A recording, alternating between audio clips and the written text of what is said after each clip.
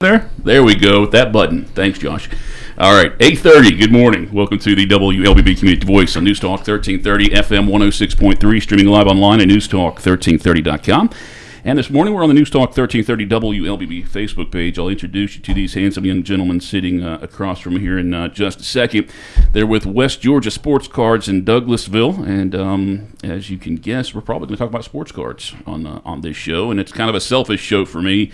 Every once in a while, I'll try and sneak in something that I'm really interested in, and today is the case. Sitting to my left, we've got Jason Dutton, we've got Bruce Dutton on my right, and right in the middle, we've got Hunter Dutton.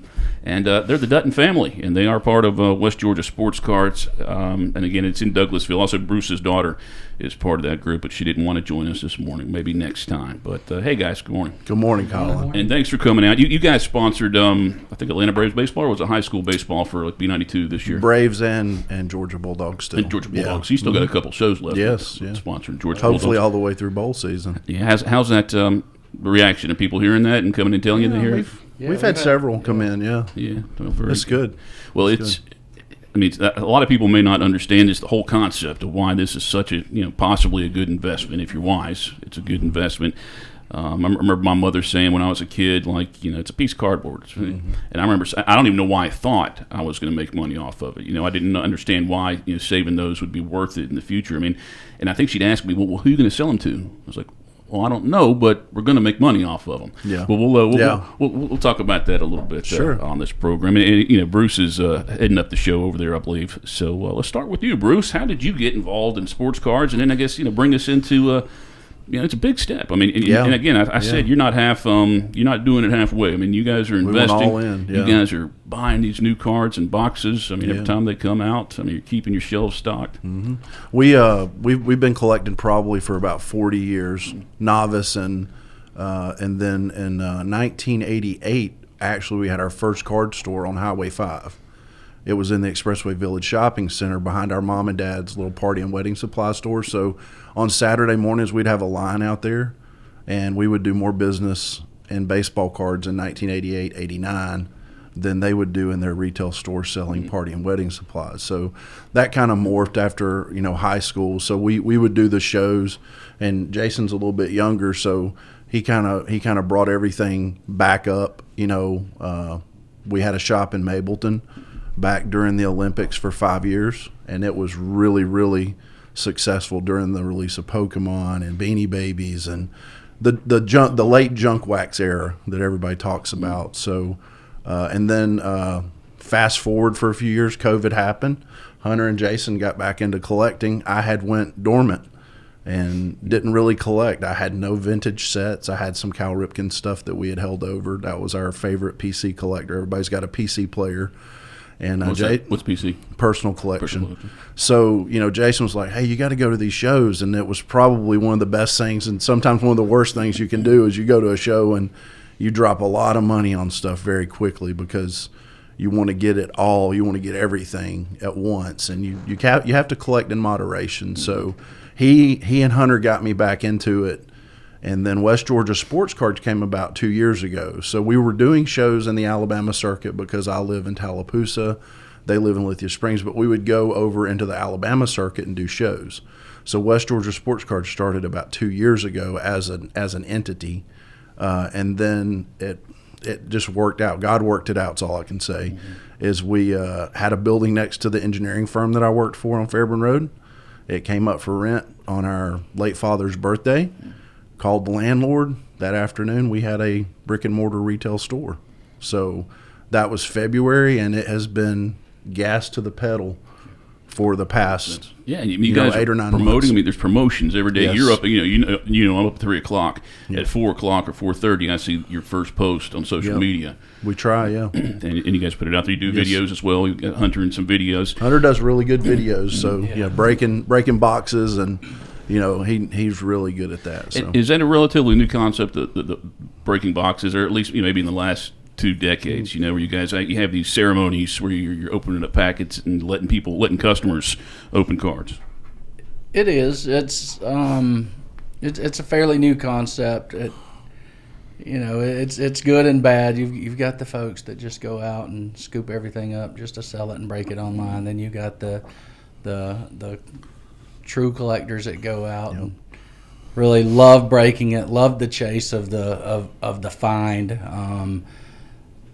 It's a fun thing to do. Now, as Bruce mentioned, from the shop back in the 90s, we didn't have the social media like we do now. So right. It's a lot more fun now because you know exactly what people are pulling out of boxes and all that. There's probably been years that I've spent $1,000 on baseball cards. You guys are probably scoffing at that number, like that's no big deal now. But to my wife's dismay, so I probably shouldn't have admitted that. But I mean, there have been years, whatever reason, I was more excited about something in one year. Now I just try to buy the Cubs autographs.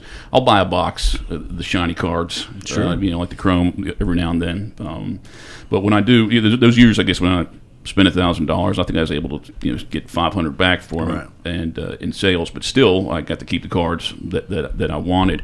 How are people collecting? Are they just going after one card? You talked about the Cal Ripken. Are they just going after one card? Are people still putting together sets? Because that was always big fun for me, was the sets. I mean, when I first started in the late 70s, early 80s. We have the encouraging thing, like with the hobby in general, is we have a lot of new collectors coming in. So like this week, just for instance, there's been 2 or 3 that were Pokemon collectors, and now they're getting into sports cards because the danger is you see it as an investment, because you just said it best. You spent $1,000, but you got $500 back, but you did get to put some stuff back, still right? I still get the cards. Yeah. So I mean, there are people that have opened a $200 box in the store and got a $5,000 Anthony Volpe that they got graded and it came back a 10-10. I mean, stuff like that happens. It's just rare. It's like spinning a roulette wheel at times. It's the chase. It's the adrenaline from it. So it's pretty cool. I don't know if you want to. Yeah, I'm going to try and get you to comment on this. The packs, like if I went to Target, don't want to throw Target under the bus, or Walmart, might as well throw them under the bus too. And you buy those packs. I mean, I've heard people talk about there's ways to tell if there's a better card in there. I'll let the experts talk on that one. Okay, I mean, is it the box heavier? Firsthand, I've walked into retail big box stores and have seen people weigh in boxes with food scales. And that's what it is. And obviously they're going to pick. You got 10 boxes that weigh this much, and then 1 or 2 boxes that weigh different. They're going to take the 1 or 2 boxes that weigh different. It could be a little less. It could be a little more because. I mean, card stock nowadays, there's cards in there that are a 1/4 of an inch thick, and even in the retail stuff. So it's really easy to tell with the weight of boxes now if there was a hit in it, and a hit is a good card, special insert. And they can't, the card companies can't really do anything to change that. I mean, I guess if they put 3 cards in a pack instead of 6 if there's a good card. Panini has started trying to counteract that by they'll put what they call spacers in packs now. It'll be a thick card, but it'll be a blank card.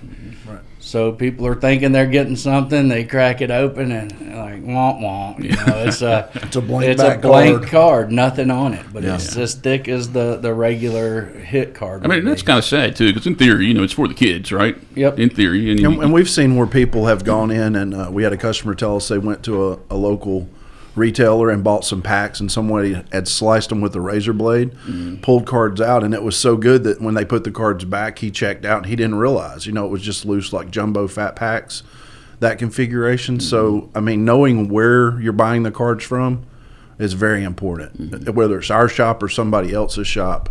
Locally, wherever you're at, you may be in Gatlinburg and pop into a card shop. Know the people you're buying from. I mean, that's the most important part, is your reputation in this business, because once it's tarnished, you're done. And in talking with you guys, I mean, I definitely trust you. I mean, I've talked to see your enthusiasm in doing it, and and so you guys could probably trust them too. There's my 2 cents on that. Time right now is 8:48. If you're watching us on the News Talk 1330 LBB Facebook page, go ahead and share your cards this morning if you're able to.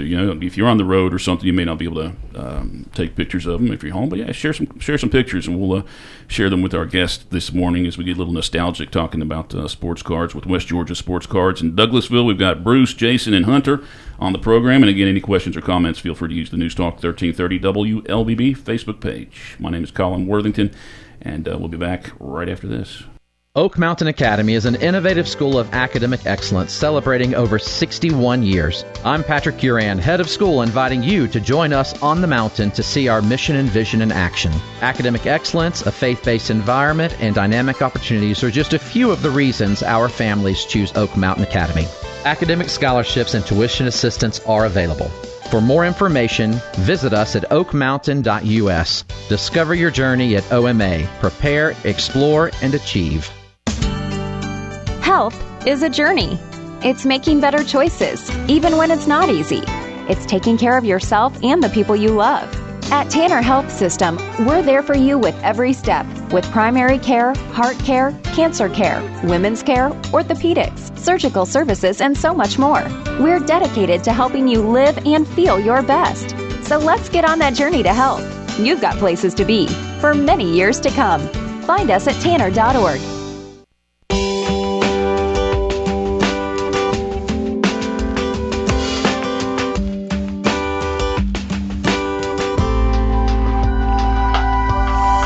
All right, time right now is 8:41. Welcome back to the WLBB Community Voice Program. We've got at least one person checking in this morning, a young lady named Kristen over in Tallapoosa. She says, Christy, I'm sorry. That's my wife, probably. It says Christy and Bruce there. So that's us. She says, there are my people. And I appreciate her checking in. As we talk about, get a little nostalgic, talking about sports cards this morning with our friends over at West Georgia Sportscards in Douglasville. We got Bruce, Jason, and Hunter on the program this morning. You did mention, you brought up the Pokemon. And I don't get that. The Pokemon, the Digimon. My son, who's 20, he's big into the Digimon, and he apparently knows what cards he's looking for. I don't know why he knows. I mean, I don't know what makes one card better than the other with that. And I guess there's actually games associated with the Pokemon and Digimon too, right? So there's really a lot of people don't really do the game anymore. I mean, there are some people that do, but I mean, I'm just getting into the Pokemon. I'm not really experienced with it yet, but it's too confusing. It really is too confusing what people try to pull and everything. I mean, it's just. I mean, with baseball, we at least knew. We could watch a game and know who these guys are and why they are a star and why we like them. But I mean, there's not even a Pokemon cartoon or anything, right? But it's insane money. Well, but it's why? Insane. Yeah. Why is it? Yeah, no, I've seen cards. All of the influencers, I believe. Is that? all of the influencers are pushing that. There are Logan rare Pauls Pokemons and all that. And when you're saying rare, I mean they're just limited. There's like maybe 10 of them out there that are put out. Right. Okay. So, and those will make them more expensive. Energy levels and stuff like that on the cards, of course. And that really hasn't caught on. Like, we get a couple of calls a week about Pokemon, and we do have some. But, I mean, you can go out and spend literally $1,000 on a box of Pokemon cards, like a hobby box configuration, and it will sit and just collect dust because it's such a competitive market, whereas you take that same amount of money and put it into football, basketball, or baseball product, and the turnover is pretty quick. So you don't have that inventory just sitting there getting dust on it. Pokemon in this area, I mean, I would love to go back 30 years and grab a case of Pokemon because it's several $1 million. But, I mean, you've lived it too. You've seen it too. Back in the day with cards, the 86 Fleer Jordans, you could buy a pack, a cello pack, a rack pack at Revco or Big B Drugs for $25 that now would be worth $20,000 for a pack. Because of Michael Jordan? Because of Michael Jordan, yeah. Who are the biggest stars in cards right now? And why do we want rookies so much? Why are those the ones that are... Because if they have 10 cards later even, it's like that rookie is still... To prospect, I mean, you never know now how that player's going to turn out. I mean, you got your Acuna stuff. Amazing. Back in 2018 was sky high. 2019 was sky high. Then 2020 it was good, and then 2021 he got hurt, and his stuff plummeted. So it's sort of like a stock market, depending on how the players do. But rookie cards are more sought after because it's technically their first cards. But there's tons of first cards out there nowadays too. And the companies are stamping it with the first card logo and things like that. First Bowmans, first Tops. And that's all the same company too, right? Tops and Bowman. Tops and Bowman, yeah. How many companies are doing cards right now? So you have Tops, you have Panini, then you have Leaf, you have Wild Card, you have Upper Deck. There's still a big. I think that really the only one that's not around from back in the day as far as labeling would be Fleer and Don Russ. Yeah, I mean, Don Russ is kind of around because of Panini, Yeah, but they're still they still have a brand under the Panini name now. So and Fleer kind of morphed into like the Marvel and that kind of stuff, which I think they were bought out if I'm not mistaken. Yeah. So the if you think about it, the early 80s, I mean, it was just Tops, Donruss, and Fleer. Yeah, and that was 1980 was the first year. Then you had Score. 81. Score, that's Score right. came out, yeah. Score's not doing it anymore. Score's still around. They still do. They're under the Panini umbrella. a lot of football. Yeah. Score football is Basketball Select out there, and stuff. Yeah. There was, I think about like OPG and cards like that, or Yeah. cards that didn't have a license. You know, didn't have the licensing, so they didn't have the logos on the hats, and they didn't have the team logo or anything like that on the cards.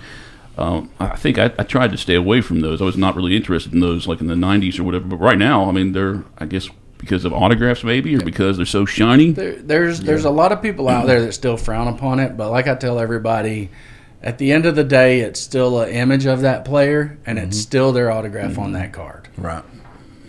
All right, we're going to take our second break right now and continue our conversation with West Georgia Sportscards here in Douglasville. We got Bruce, Jason, and Hunter with us. And, we'll find some other things to talk about, get some inputs, talk about how you can register your card, how you got to get it, the PSA grading or Beckett or anybody else that you suggest do the grading, why that's so important nowadays.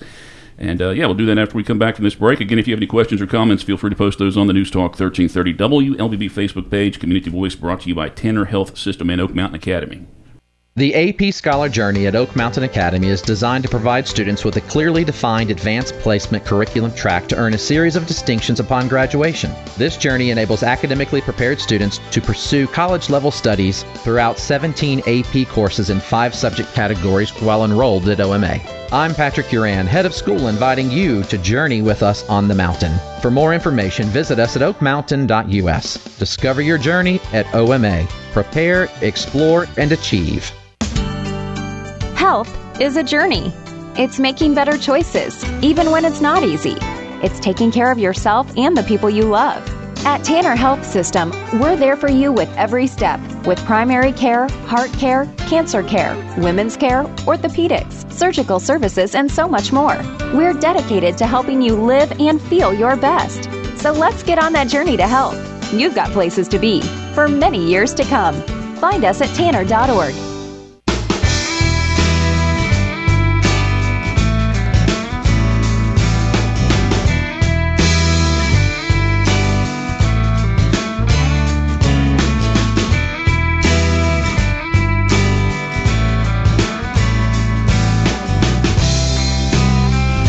(848). Welcome back to the WLBB Community Voice, News Talk 1330 FM 106.3. My name's Colin Worthington. My guest this morning from West Georgia Sportscards in Douglasville. We got Bruce, Jason, and Hunter with us this morning, being nostalgic, and it's kind of a getaway Friday show. A lot of you taking your vacation starting on Monday or Saturday, actually. So I thought it'd be a fun show to talk about and kind of revisit my youth a little bit, talking about the baseball cards, even though I'm still collecting them a little bit. Talking about grading cards, when did that start to become popular and important, necessary in sports cards? Late 80s, early 90s. Really? They were doing, okay. Yeah, and there's a lot of subjectivity to the grading. So you have PSA, you have SGC, you have HGA. You got 5 companies out there, right, Jason, that are grading. There's companies popping up still right now. I mean, a lot of these companies are going to try to start going to AI grading too. Right. Instead of human eyes on the card, they'll put it in a machine and let the computer grade it. Yep. And I mean, the good thing about that is they put it in a case. And they put it in a case, so kind of like I don't know if you can see that right there, but that's a PSA Hank Aaron. So they encapsulate the card. Grades, if you get a 3 in this card, could be $3,000. If you get a 10, you're talking several $1 million. So, if there's any barn finds out there, you want to find old cards, you want to get them graded. I got a Sammy Sosa rookie card, and it was graded, but it might have been that SGC, but it's a 10. Yeah. And I remember buying it for like $15. Yeah.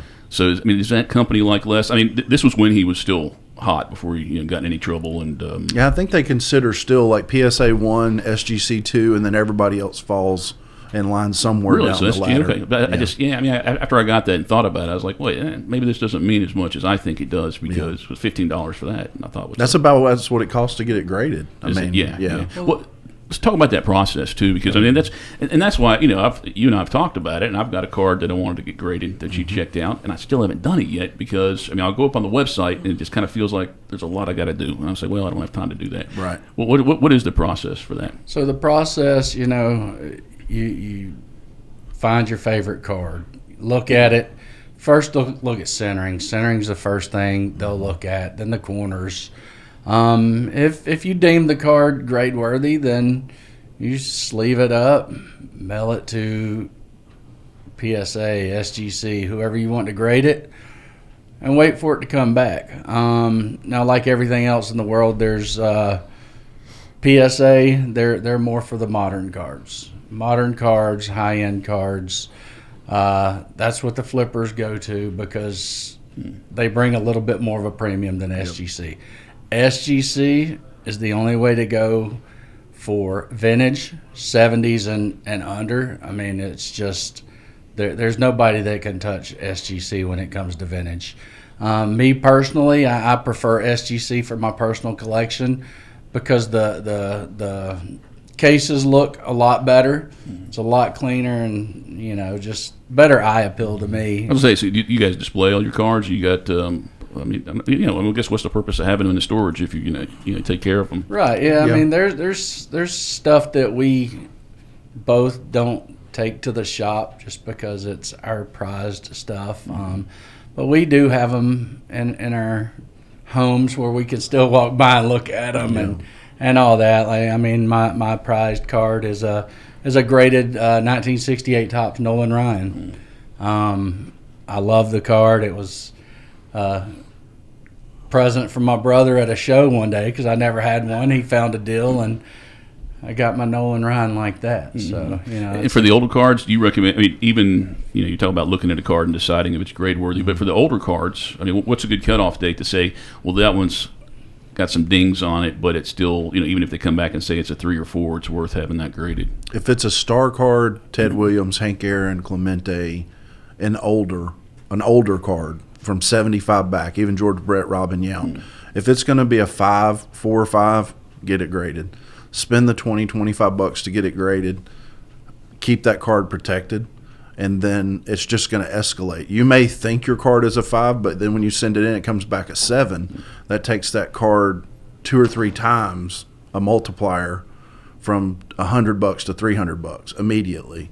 And then if you luck out and you get a 9, 10, sky's the limit on vintage stuff. Even on a common card, you could spend several $1,000s on a common. And the people who are going to buy the cards, they want those graded. They'd rather have that taken care of, that process. Yeah, there's tons of Facebook groups out there that just specifically go toward a genre of cards or years, like 33 Goudeys. There's a group I'm a part of that's just 33 Goudeys.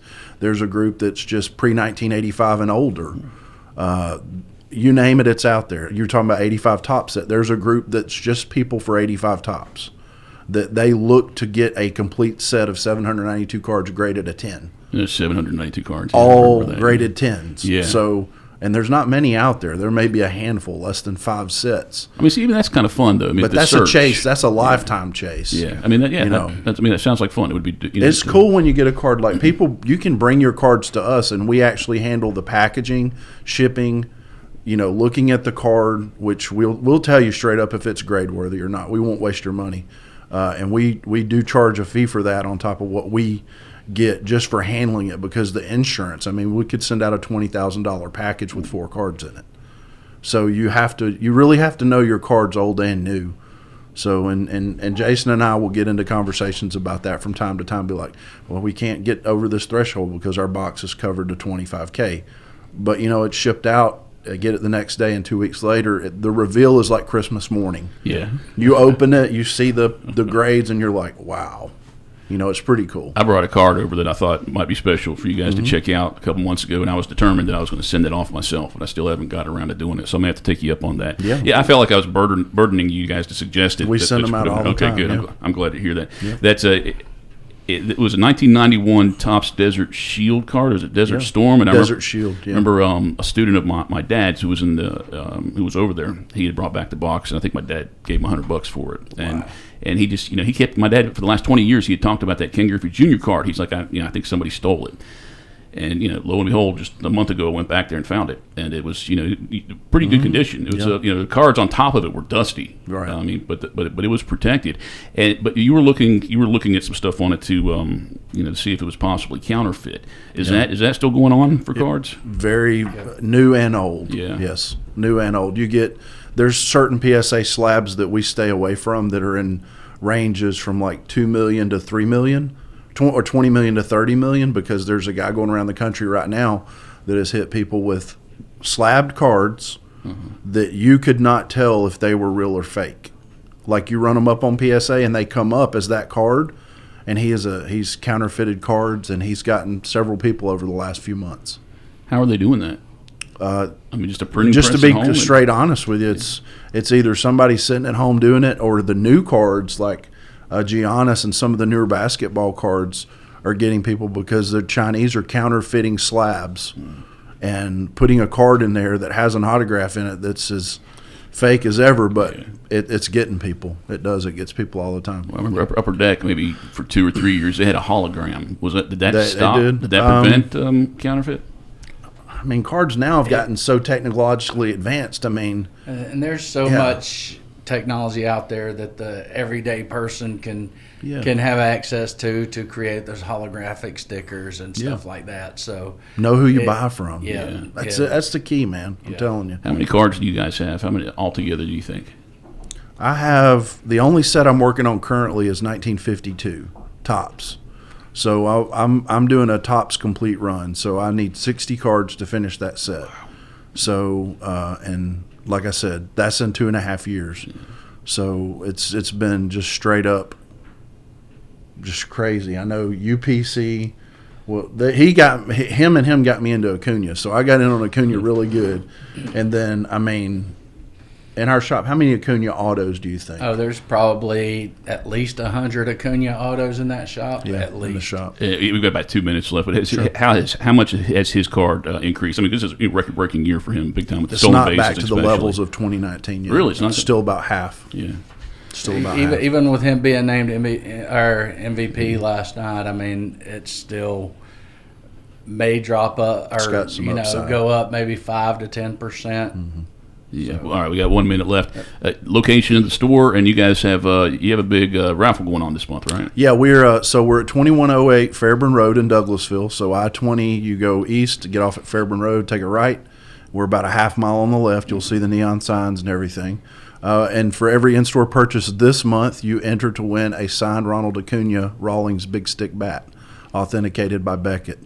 So that's every time you come in. So we probably have about 100. So even I just buy one pack. One pack, you're entered. All right. Well, guys, good luck. I enjoyed this. Thanks for coming. Yeah, it's great. Thank you, Colin. I appreciate it. Hopefully we'll drag you on again. Yeah, it'd be great. Sometime real soon. Thank y'all for having us. Happy Thanksgiving. You too. Happy Thanksgiving. Happy Thanksgiving to our listeners and viewers this morning as well. And hey, if you guys have any questions or comments, I know a lot of people watch these shows on Facebook later on in the day, but if you have any questions or comments you want to put up there, I'm sure you guys probably take a look at it and answer those. But yeah, everybody have a great Thanksgiving. Have a great weekend. And Community Voice is always brought to you by Tanner Health System and Oak Mountain Academy.